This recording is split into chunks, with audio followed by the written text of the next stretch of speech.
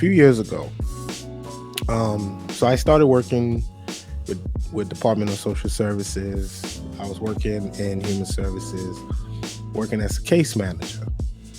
So as a case manager, I was actually going out to the homes to visit. I was helping children with services, mental health, transportation, medical, education, college, independent living apartments for my teenagers, um, signing them up for independent living skills, helping them uh, attend these classes to learn about banking, to learn about finances, paying bills, scheduling their own appointments. So I did that. I worked in the community in Baltimore City. So I did that for a few years. Then I worked with Department of Public Safety. I was an investigator, so I was doing, investigative work in the jail for about a year. So I didn't really like it. So I got another job working with a nonprofit doing the same thing. But this time I was working with people who had disability. Working with people with disabilities. So I had about 50 people on my caseload.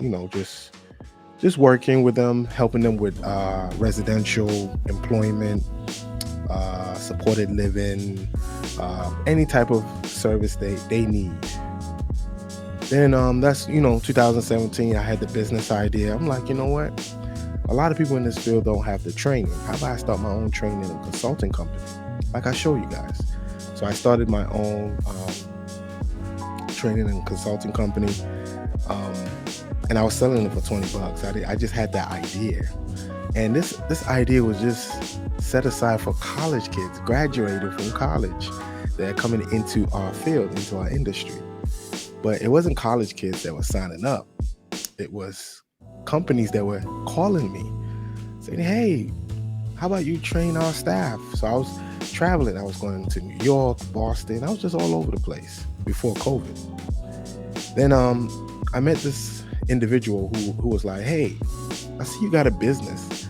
I want to show you how to get government contracts. I'm like, oh, for real? Okay. She said, okay, why don't you just sign up? Give me your email. So I signed up, and she showed me where to look for a contract. She didn't really show me the website. She just showed me like the solicitation, like the bid or whatever, and the proposal. And she's like, I could show you where to find the government contracts, but this is how much my course is. I said, how much is your course? She said about $3,000. I said, $3,000? I don't know. $3,000 was just a little bit too much. She said you can pay, I forgot what she said. You can pay like $500 every month. And I was like, you know what? Never mind. So I went online to say, how do I find government contracts? And what is it? So I started to read. I started to do research. How can I find a contract that is related to the business that I'm currently doing, or related to what my job experience? I worked as a case manager. Yes, it's not in the STEM field, but what I did was I did a lot of home visits. I went to homes, vacant homes, to visit people, into the projects to visit people. I went to nice homes. I went to not so nice homes. I went to neighborhoods that there was a lot of crime. I went to neighborhoods that I'm doing a visit with a grandmother and they're outside selling drugs or shooting. I went into neighborhoods where dogs I've been chased by dogs. I went to neighborhoods where I've seen a gun on the table during a visit. So I've done multiple things in the community. And I was like, let me find a contract that's related to what I do. I'm already doing the business. I'm already doing my training. That's still going. So I've seen a contract, I applied to it, and it's with the courts of the state of Maryland. So the courts of Maryland put out a contract. They want people to bid for it. The job was for you to go out there and visit with the guardianship cases.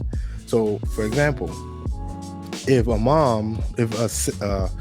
let's say a young man becomes the guardian of his mother, who's maybe in her 80s or 90s, a legal guardian, or you become a guardian to a person with a disability.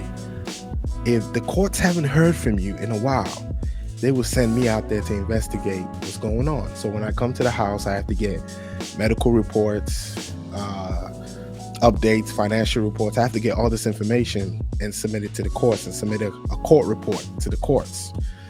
Then you invoice the state and they pay you. So that was my contract. I bid for it. They interviewed me, 3 companies, 3 of us were able to get the contract. I got most of the funding. So this information is out there and you have to just find it. If you have a business, it doesn't matter what type of business, there's a contract out there for you, depending on the industry.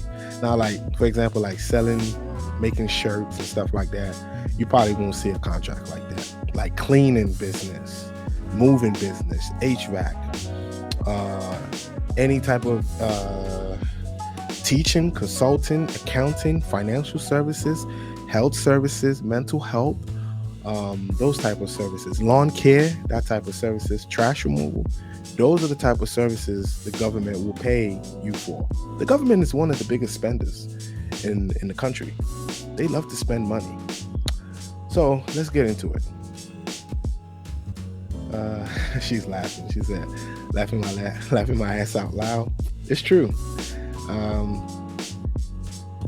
3K. I better get a guarantee. I better get guaranteed a contract. I'm telling you, it was 3K, and I was just like, I can keep that in my bank account for my business.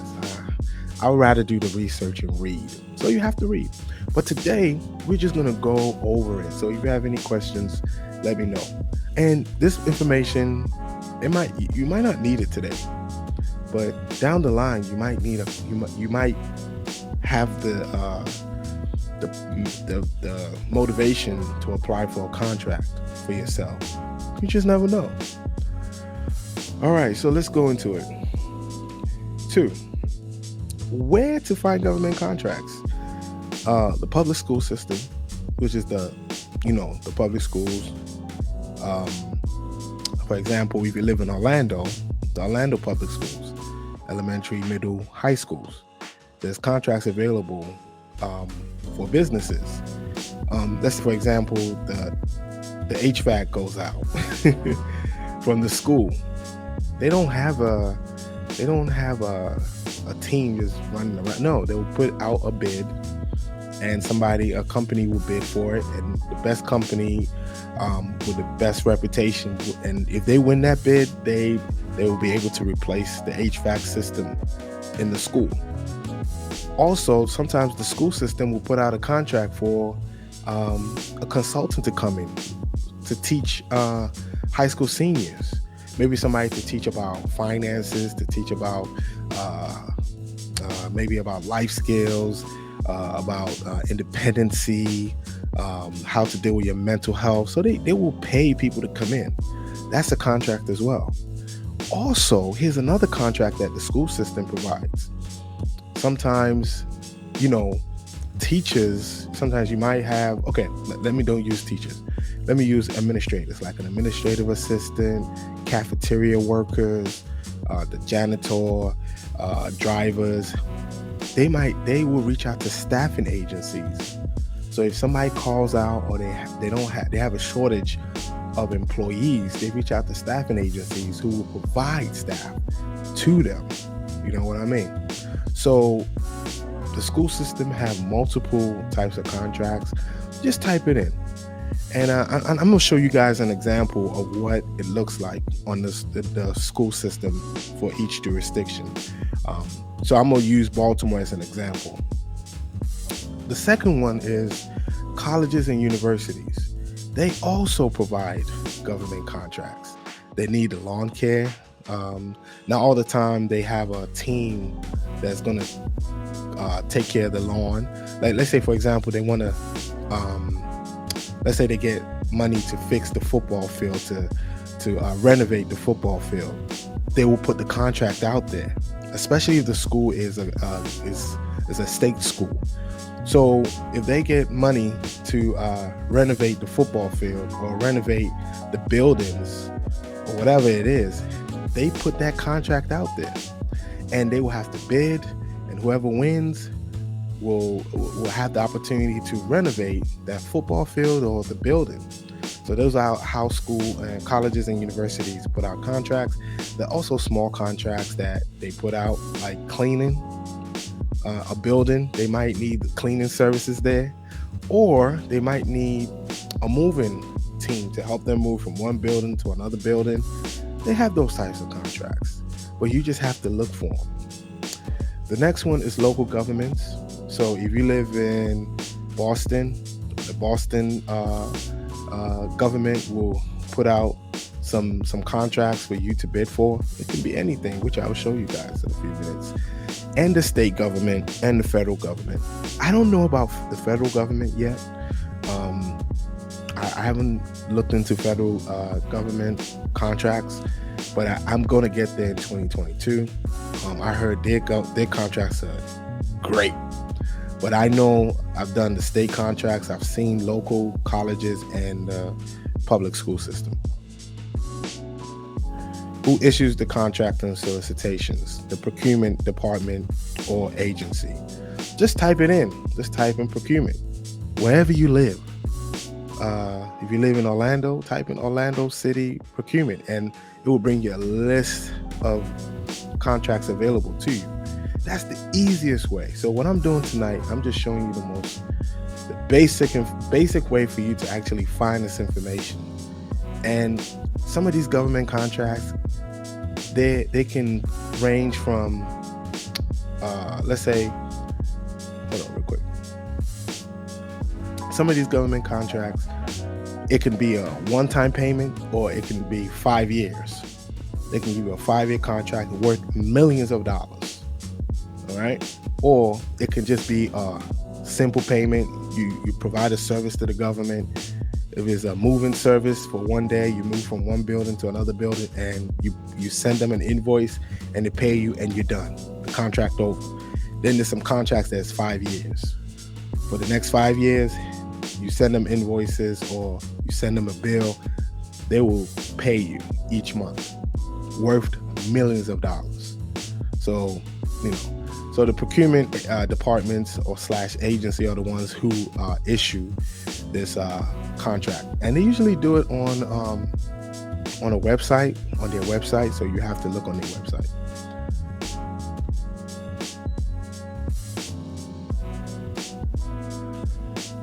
Solicitations. When the government wants to buy a good or service, it issues a solicitation. Solicitations are documents that make the government requirements clear, so the businesses can submit competitive bids. You can bid as an independent contractor or business. So you can bid as yourself. If what the contract is the contract is looking for, or you can bid as a business. What do you need? You need a business name. You need to have a business name. If it's LLC, I use my business. Secondly, you need to have a business license. Make sure your business is registered within the state. Sometimes some contracts require you to have that business registered. Some will ask for proof of your business license. And also you have to be in good standing with the state. You can't register the business 2 years ago and it's not in good standing. So that is not going to work. You won't be able to bid for that contract.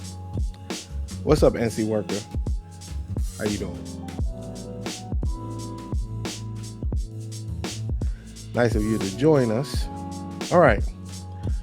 Another thing that you need is your EIN number for the business. If you're going in as an independent contractor, just as yourself, using your name, you would need your social security number. A business bank account, make sure you have to set up your business, okay? A business bank account, your contact information, your DUNS number, if needed, the proposal that you will submit to the procurement officer, who will review it and review other proposals. Some of these contracts require you to have insurance, workers' comp. She said, "Hi, second worker." A W-9, which is a tax form. Sometimes they might require you to do a background check, and you might need to get business certification based on your industry.